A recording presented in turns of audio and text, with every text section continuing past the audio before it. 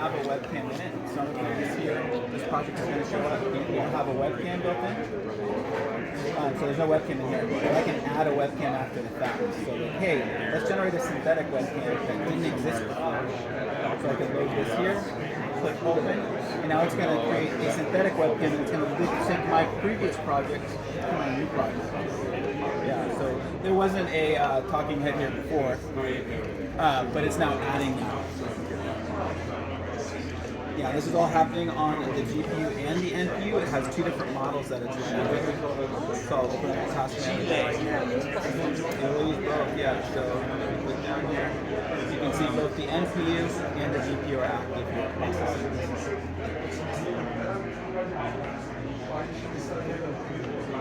Now that project that didn't have a webcam in it, it's going to get added in. You'll see it pop up here. And so now this new project that didn't have that before is going to have it here in the corner. Another feature they've added is you see there's no background blur on this. So say I had something in the background I didn't want to be in the background of my presentation. You can blur that after the fact. So it's going to use this to do an AI background, and all of that will be editable. So you can change it to an image, you can blur it even more, you can replace it or remove it completely. So you can see now this has a blur to it, and as I can drag this, I can set that strength as 1, and so okay, nothing's here. You also have the replace option. You can choose a file to make it, hey, I want to see as 2025 behind me. You could do that too, or you can just completely remove it. Oh, wow. Obviously, you can move yourself around. So this is an extremely powerful screen recording presentation tool. It's very capable. We use it quite a bit when we're trying to make demos. That is, I like how fast it was able to remove the background. Yeah, a lot of other it's programs you have fast, to be like waiting there and Yeah. processing it. Yeah, this is an awesome program. This is called Canva. Okay. So Intel makes Canva? No, all of these are what are called ISVs, or independent software vendors. They're making products that will run locally on Intel AI PCs. Gotcha. Over here I have something called Chromio. This is a built-in ad generation. So say you have a small, medium business, you want to make ads, you can do that all based on text. So I put that in here. Hey, I want a sofa, modern style, tufted back. Give it some keywords, clearance 30% off. You can hit create design. It will process this locally using the GPU. You also have an NPU option. And it can create all the different form factors. Say it's 1x1 for more Instagram. I have a more TikTok style 9x16 standard web. And it's creating all these. And you're like, hey, I like this one. This one's really close, but it's not exactly. I want to tweak something. All these are templates that have layers. And you see how fast this is loading in. Like, let's just make this a little bit bigger.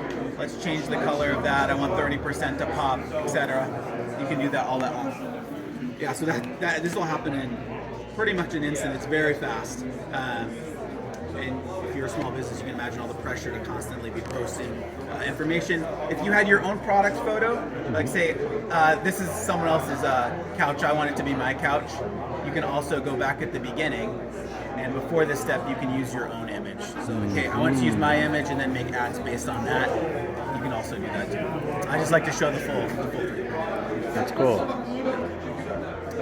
Over here, it won't be on the big screen. This is what's called LLMware. They make custom solutions for businesses. They have over 70 models, and they can make agent processes as needed.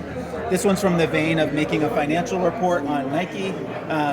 And so it can do all these different things to make reports and use different models. So it uses all these different nodes to process the information needed to do a full financial report on the company. So you can do this from any vein, though, that you want, whatever sector or segment you're in. And they'll make custom solutions. So you feed it all the data, and then it analyzes it and then punches out, or? So they have over 70 models. You'll feed it, you'll have them set up the information you want to be in your final report, and then they'll organize the models as needed for you. Wow. So you're clicking button, hey, do this. Yeah, Model HQ is the name of the software from LLMware. So these programs, you would need to have like the new Intel chips with NPU. They will run faster. A lot of them, the integrated graphics in Lunar Lake is just extremely more capable, very fast. That really helps process those math models. Also has the ability to do what's called XMX extensions, those matrix extensions, to really help with the AI math that's in a lot of these models, to help that happen at a reasonable speed for us if I'm sitting in front of it and I click go. And over here we have what's called Vision Effects 2.0. I'll put this on the big screen. This is Stable Diffusion XL plugin. The product is called Vision FX 2.0 from Distinct AI. They make an amazing product where you have your original seed image here. This works just like your standard Stable Diffusion. You can put a positive, negative prompt in here. You also can set your strength to how much you want it to be close to your original image or not.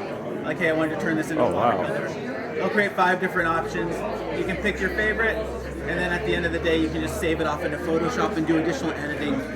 This works for all the popular photo apps that we're using here in Photoshop as a plugin, but it also is a plugin for Affinity Photo, CorelDRAW, all those top photo apps. Wow. So when you say like Photoshop, so you have to have Photoshop first, and then you load this one, It's or? a plugin, yeah. So it's a plugin model. So whether you have Affinity, Corel, Photoshop, you can add this on. Wow, that's cool.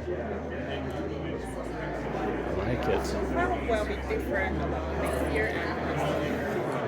I think as more and more AI PCs are in the market, more software is going to be optimized. They're going to be able to do more features. That's going to be so the NPU is it's a new processor still in the scheme of things.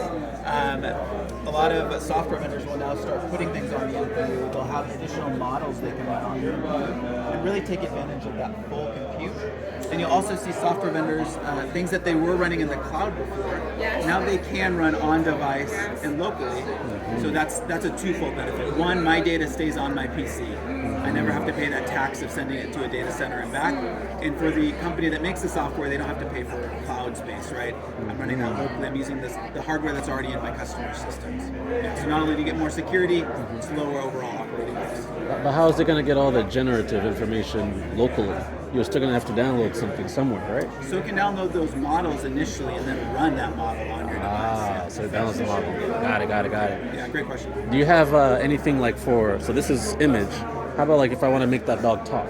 Anything like that? So they have video right over here on this corner, yeah.